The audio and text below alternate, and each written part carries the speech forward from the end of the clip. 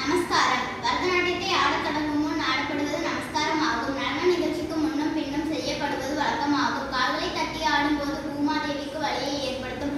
ஆகையால் தம்மை மன்னிக்க வேண்டி ஆடப்படும். மேலும் இது எட்டத்திக்கு பாலகருக்கும் குருவுக்கும் அவையோருக்கும் வணக்கம் செலுத்தும் முகமாகவும் ஆடப்படுகிறது. அபிநயம். ஒரு கதையின் கருத்தை சபையோர் எல்லோரும் பார்க்கும் போதே உணர்த்தும்படி நடனமாடுபவர் பிரியத்துடன் தாளத்திற்கு ஏற்றபடி அபிநயத்தை காட்டும் சிறப்பே அபிநயமாகும். இந்த அபிநயம் 4 வகைப்படும். ஆங்கிக அபிநயம், வாச்சிக அபிநயம், ஆகாரிய அபிநயம், சாத்விக அபிநயம். ஆணிக்க அபிநயம் உடல் உறுப்புகளாலும் முகபாவங்களாலும் வெளிப்படுத்தும் கலை ஆணிக்க அபிநயம் ஆகும். ஆணிக்க அபிநயம் என்பது முழுமையாக அங்கங்களை பற்றியது. வாச்சிக அபிநயம் வார்த்தைகளில் கோர்வையாக விளங்குவது பேச்சு, உரைநடை, நாடகம், கவிதை, இலக்கியம், இதிகாசம் போன்றவற்றிலிருந்து எடுக்கப்பட்ட பகுதிகளை வார்த்தைகளால் வெளிப்படுத்துவது வாச்சிக அபிநயம் ஆகும். ஆகாரிய அபிநயம் இது